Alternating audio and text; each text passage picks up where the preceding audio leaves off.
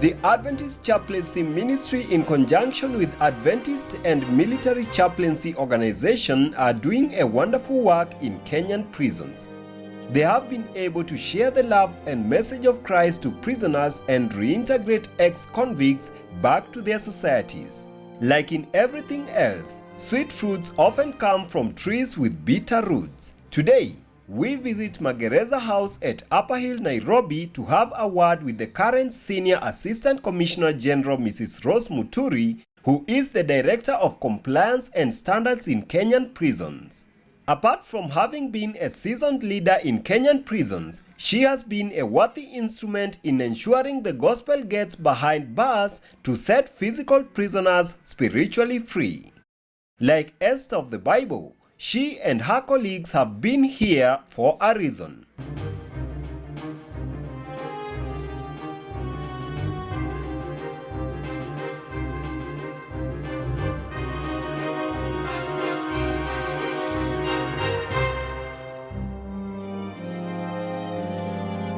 Let's begin by an introduction. Who are you and what's your title? I'm Rose Moturi, Senior Deputy Commissioner of Prisons. Are you a Christian? Yes, I'm an SDA faithful. I wasn't not from birth, but I was baptized in 1994, Langata SDA Church, and from then I have never looked back as far as my faith is concerned. How is it working both as being in the public service domain and at the same time you are a Christian and a Seventh-day Adventist for that matter? I believe we all have a calling. You may not be in full-time service to be able to serve God. And for me, I believe anything I do, but whatever little engagement that I'm involved in, you have a chance to serve God. And therefore, combining the two is not a big issue for me, because you are not two individuals, you are just one person. You are in the office working, but we remember that we are serving in an esteemed position for God, because it's God who has allowed us to be where we are, even where I am today. It's God who has allowed it, and for a purpose. And therefore, I have no issue in managing anything else. In fact, it enables you to do your work better and to look at things different and to just serve differently when you fear God. One would argue that it's very difficult to maintain personal integrity when you're in public domain, public office, bearing in mind there are people who are corrupt. You are dealing with people who are corrupt, people who don't have any moral integrity. There are such kind of people in such institutions. Then for you as an officer and being a Christian, and your conscience doesn't allow you to operate in such manner. How is it for you? Is it easy? Is it difficult? What do I have to do as a person to be like you? It's not easy. At the end of the day, you'll have to stand up and be counted, because at one time it is about us and I. And many a times I've had to stand by what I know and what is true. At times it has been painful, at times it has, there is what you give, what you let go to get what you want to be in your life. And one thing that has stood with me all through as I served in Kenya Prison Service is just standing by truth and doing what I know is right. It has not been easy. I may have stepped on somebody's toes and so on and so forth, but I had to pay, not really pay the price, but I had to ultimately just define myself, this is who I am. But it's not easy. If you are faint-hearted and so on and so forth, you'll easily be swayed along the way and say, but I had to stand by what I believe in and what I know is truth. So someone has to really know their ground, stand their ground. Yes, and you have to defend it. At one time, you'll have to defend it because it comes. The temptations will come in various forms, but at times you have to defend it. You have to stand out because it doesn't just come. It's just not enough for you to be known that you belong to this faith. and you do this and this. No, there comes a time when you are tested and you have to stand up and say, no, this is me and this is what I stand for. Women, according to statistics, when you compare the ratio of women and men in these public offices, are very few. The ratio is, there's a very big gap. And for you, I don't know, what is the ratio in this particular service? Are women many, or are they few as we know it elsewhere? Maybe it, as at now, it may be historical. But growing the service and climbing the ladder to where I am today, for me, I'll just say it has been hard work. Hard work and favor from God. Yes, the statistics today in Kenya Prison Service, we are around 28, almost 30% of what is required. But remember where we are coming from. In terms of employment, you would find maybe 90% would be men, 10% would be women. And the argument was, by then, before the new constitution, the argument was that the women are employed in relation to the prison women population. And you see, as it stands today, the female population has always been low. Like now we stand at an average of 54,000. You'll find a female population is around 2,000 or 3,000.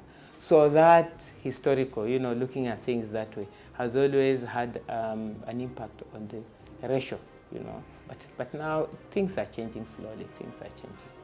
I would like to revisit the issue as we go on with the discussion, but let's get to the ministry, preaching Christ in prisons. What is the history behind it?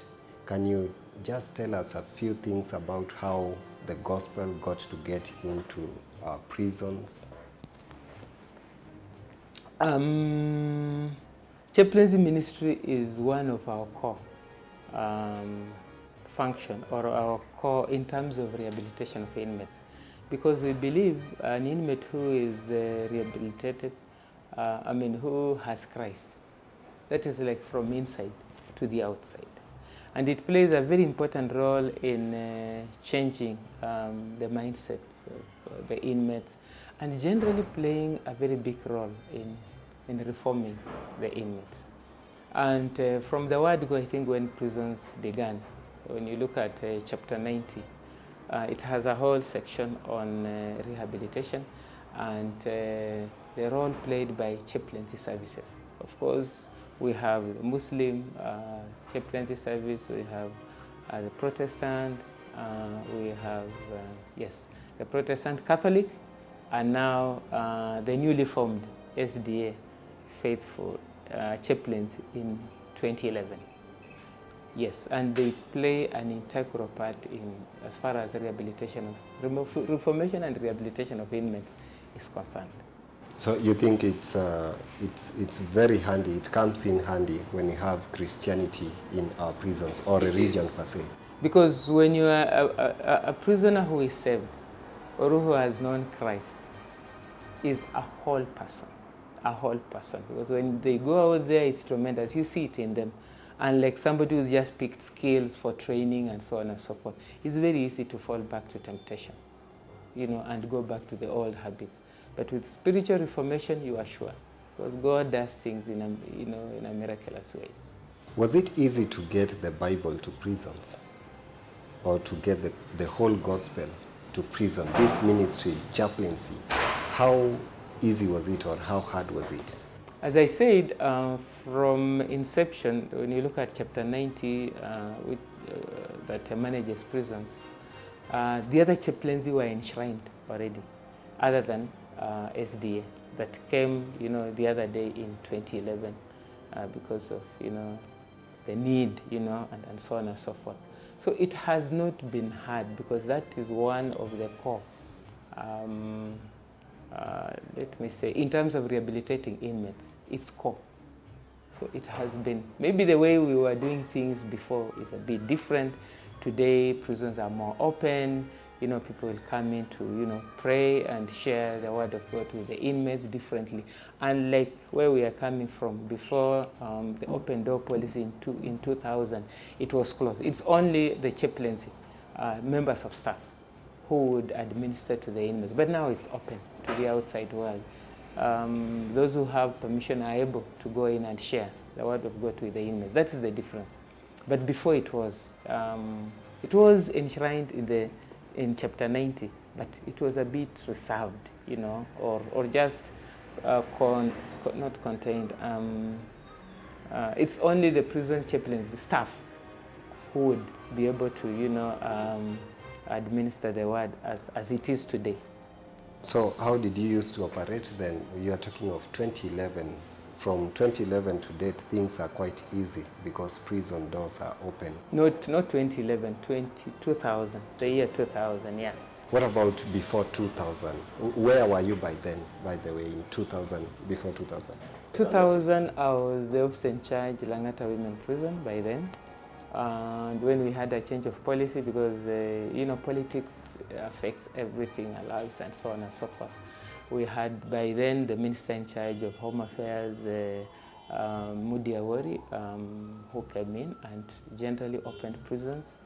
And I was one of the pioneers in terms of open policy at Langata Women Prison as the officer in charge. I've already said that.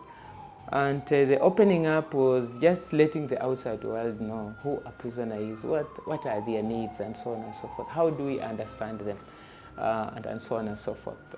He came in terms of improving their welfare, letting prisoners access, even reading materials like newspapers, the issue of TVs, and so on and so forth, to engage them when they are idle. And that was the beginning of everything else. That was the beginning of just opening up prisons, inmates having an opportunity to interact with the outside world while in prison, and it depended with the interest of the inmate. So even spiritually, that was it. Of course, any new thing, there's always resistance, even to the word of God. People will always resist.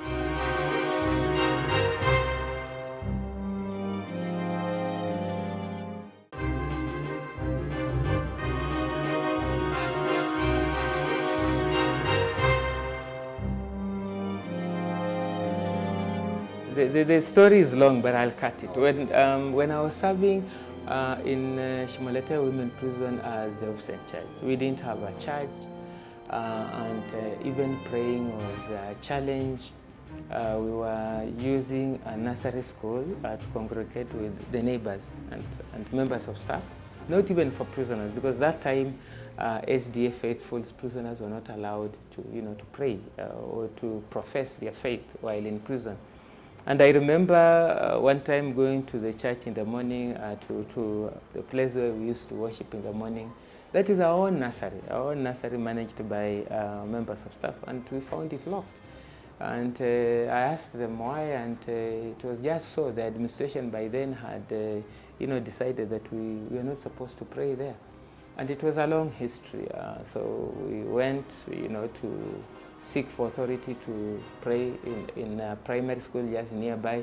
And it was the same story. We were again chased away from that place, and so on and so forth. So when from Shima Women Prison, that was I was in Shima from 1996 to the year 2002. I was transferred to Langata Women Prison as the officer in charge. Still, it was not easy. The SDA faithfuls were still trying to be allowed, if they can pray with the inmates, if the inmates can be allowed to have a day to worship. It was still not easy. Until when I was transferred from Langata Women Prison to these headquarters in the year 2004, 203, 204. By then I was appointed director in charge of administration. Administration covers so many areas of the prison management. And I remember by then the commissioner of Kenya Prison Service, called Abraham Kamakil. I remember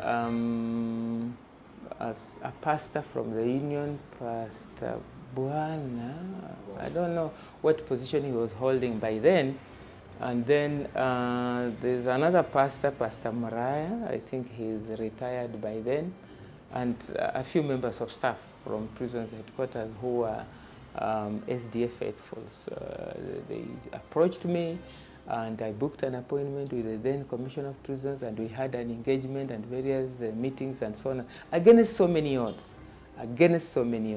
But I was determined in making sure that we have SDA chaplaincy as one of the chaplains in Kenya Prison Service. And unfortunately, that time, the day we had organized for a meeting between a team from the union, from the conference, and ourselves. The previous day, the then commissioner was removed as the commissioner, and the matter ended there. I was transferred from prisons headquarters to the provincial command as the first lady command of Nairobi area. I served there for about 4 years, 2008, 2009. I was transferred back to the same directorate as Director Administration.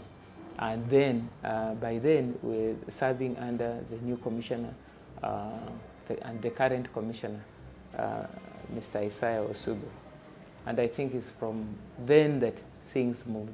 I think God had just opened and said, this is the time. Because I remember that was 2010, 22 or 11, we had tried, and so the commissioner asked me, how do we go about this? I told him, sir, we need support, we need to engage, and so he organized for a meeting with the officers, some officers in charges, and the provincial commanders.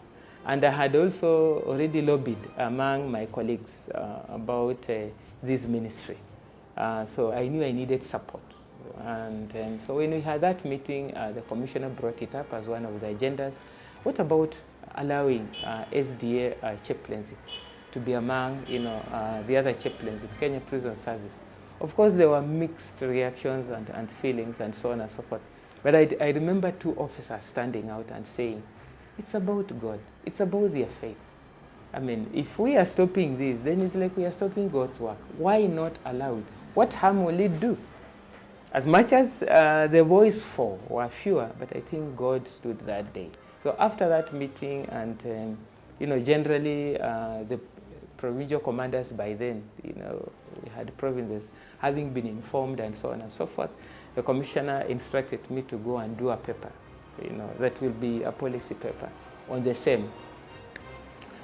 So after that meeting, I remember I went and sat down, consulted my other colleagues, and one of the 2 colleagues who were very instrumental during that meeting, we sat down and we came up with, finally, at least, I came up with a concept paper on the start of SDA chaplains in Kenya Prison Service. And of course, quoting the relevant books and so on and so forth. And I remember when it was done, I took it to the Commissioner General of Prisons, Mr. Isaiah Osugo, who looked at it and said, this is beautiful, it's perfect. And I remember the words he said when, finally, when he was appending his signature. He told me, I'll take the risk. If it's taking risk for God, so be it, but I'm going to sign this without further consultation, because everybody is informed and they are aware. And we have a big population. I have done research. We have a big population of SDA inmates and even members of staff. So why not? I'm going to take the risk. I'm signing it, and we are releasing this communication today. I can't remember the dates. That was the genesis. That was the beginning. Now, as we talk right now, there might have been, there was resistance you're talking about right then. But as we talk to date, is there still resistance in terms of what you did? Not really, because I think when God wants his work to what do I say, to grow and fast, he does it in his own way. Since 2011 to date, SDA chaplaincy has grown like it was there from the beginning, because the work they have done, and they'll always profess and say, you people do things in a different way.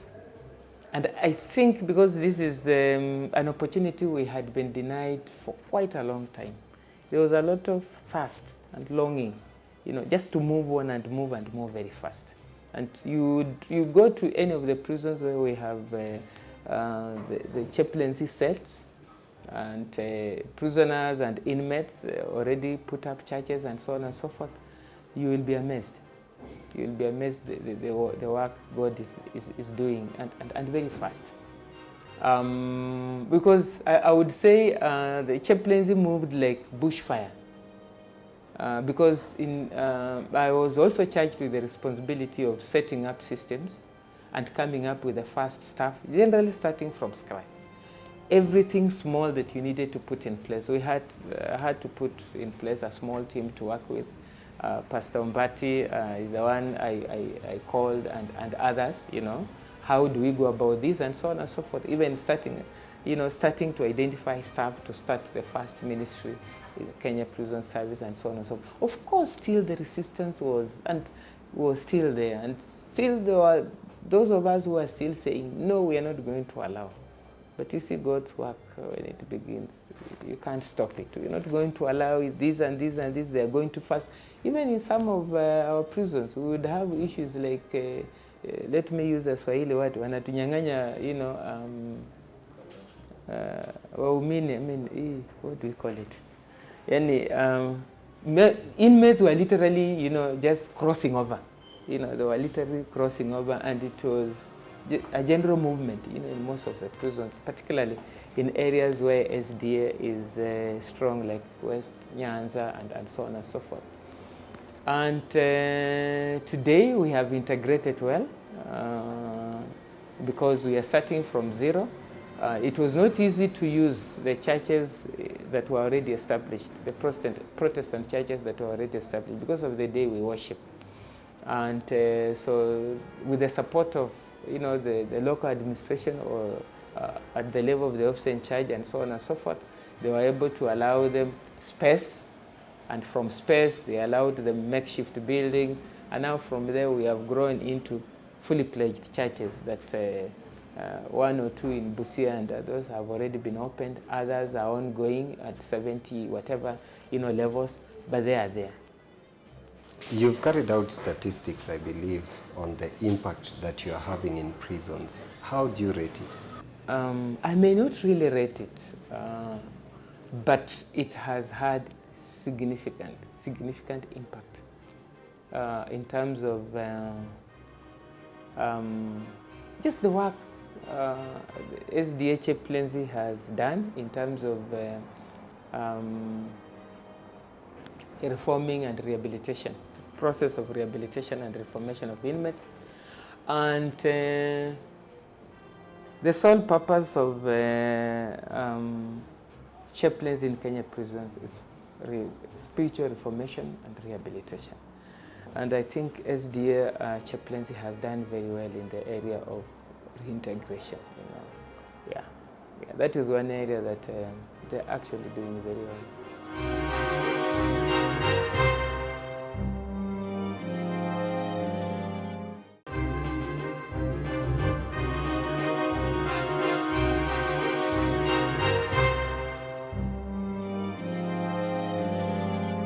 Those, according to your statistics, there are people who have been integrated, those prisoners, back into the society. To what extent are they Adventists or affiliated to some religious institutions? We may not have done some research to get those statistics, but surely we know those who have gone out, they have not let us down. Most of them, if revisited, are still, strong, faithful, joined a church. A few have set up, not only SDA faithfuls, but even the other Protestants and Catholics have set up their own ministries, a few, but I may not really have statistics. One, I believe that whichever position you serve in, I think we should all understand that we are serving God. And that is why, like for this chaplaincy to be where it is today, I took it personally, not because I'm an SDA faithful. I would still have done it for any other cause. But I took it personally and I said, this one, no matter what, we have to achieve it. But at the right time, God's timing is the best. It happened to be, and now we are here today. I believe in what I do. I give it all my best, no matter the risks, because there's nothing that you can gain without risk or taking a risk. And I always trust that God's appointed time, whatever has to be, will be.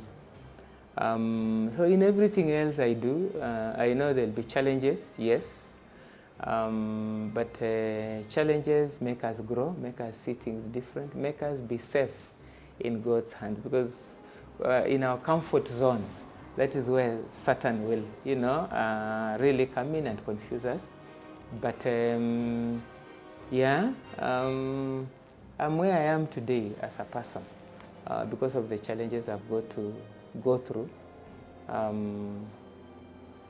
But knowing God has made things different, because with our own human understanding and the way of doing things, some things can really be very heavy.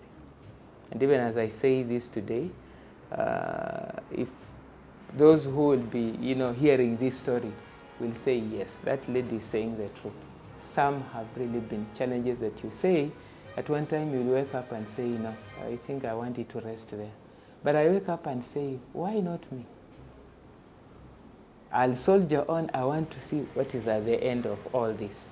If there is a lessons God wants me to learn, so be it. Because they may not just be mine alone, but those seeing me, go through will say, if she made it, we can make it.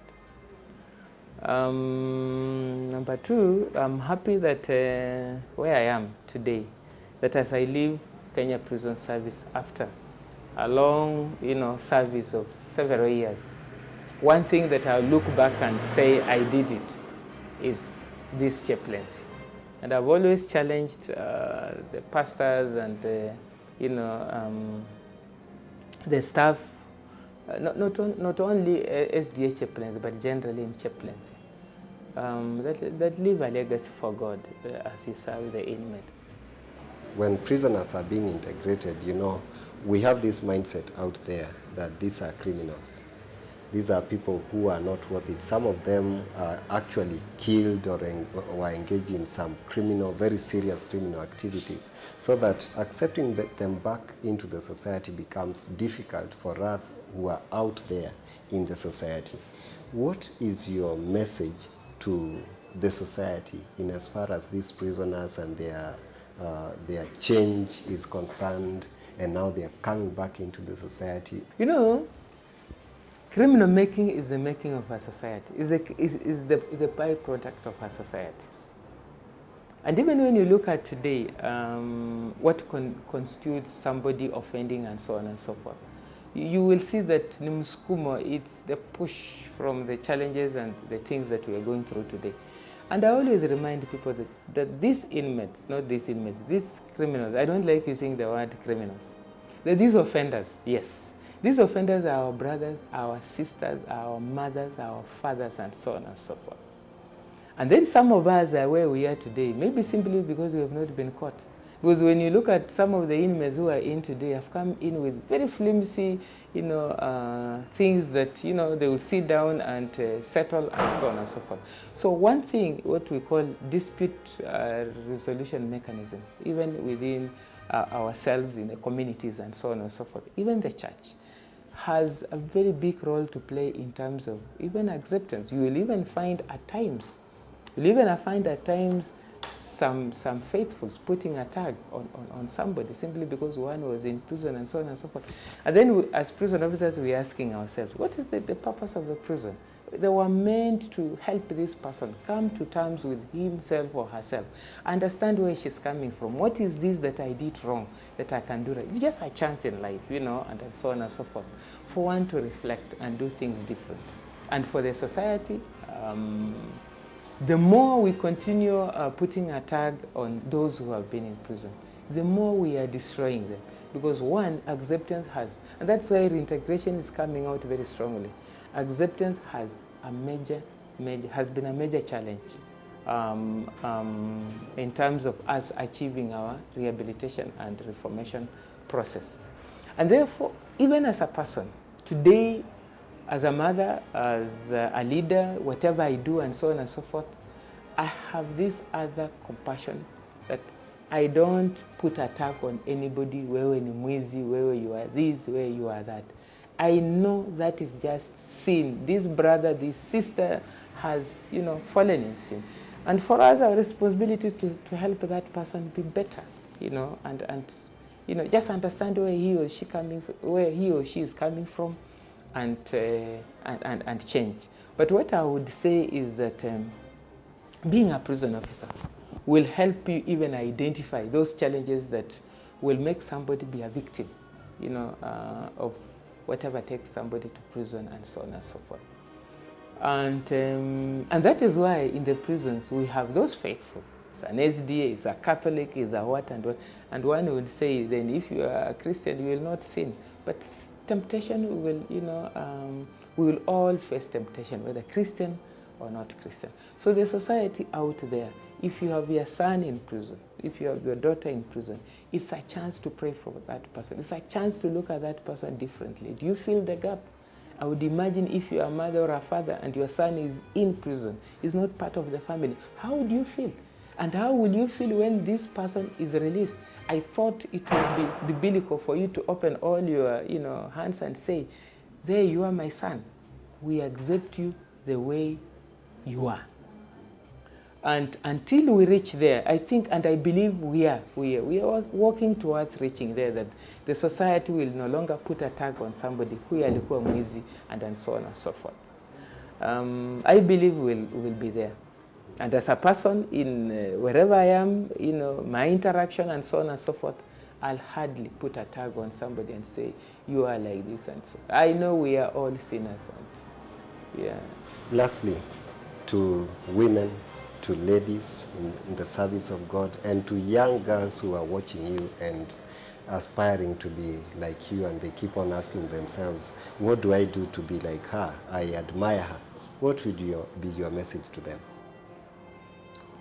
That for one, the things we do, what we are makes, and what we are, the things that a child will do and what we are as we grow up will shape and determine what we become. And what I'll tell them is that let them just believe in themselves, work hard, and do the right thing in terms of where they want to go. And definitely God will enable them be where they want to be. But if they put in hard work, honest with what they do, although it's becoming very rare now, but honest with what they do, and just to focus on what they want to achieve, despite the challenges and so on and so forth, definitely they will be there. I'm not here today because I knew one time I'll be here. But it has been, just a journey of resilience, a journey of focusing on what I want to achieve, and a journey of seeing that I put a smile on other people's face. A journey of going out of my way just to help and be there for those who need my help and my support. Of course, I'm also involved in other areas like sports. Volleyball, I'm the chair of Kenya Prisons Volleyball team, both men and women.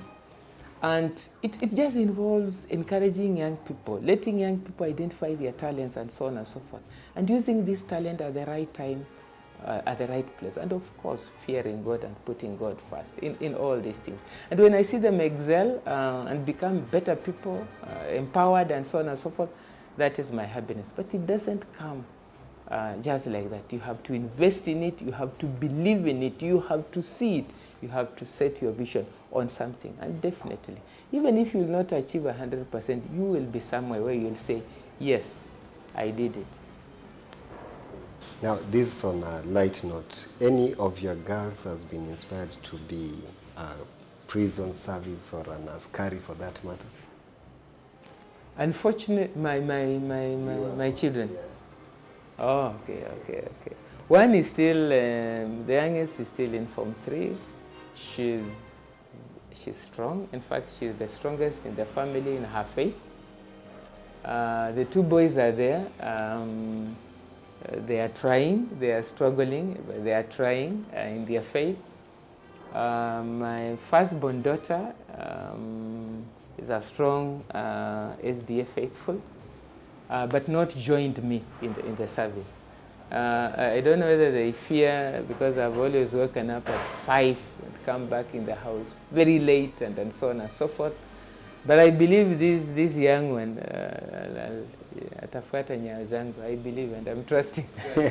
Does she sometimes mention like, "Mommy, I want to be like you"? Anything that can give you a hint? When I look at her character, you know, at times you can see yourself. She looks like me. She's the tallest in the family, and I always tell her, naona unakuja, I can see you coming. And I strongly believe that she will, even if she has not, but she will hint kidogo, mami hapa. She has not come out, you know, strongly. She's not the easy talking and so on and so on, but I can see it in her. I can see it. Thank you very much. It's a pleasure talking to you, and thank you for your service in the prison service ministry, and especially in the line of God's service. May God bless you for what you are doing and enable you to do more even than that. Thank you too, and God bless you as you continue doing God's work. Amen.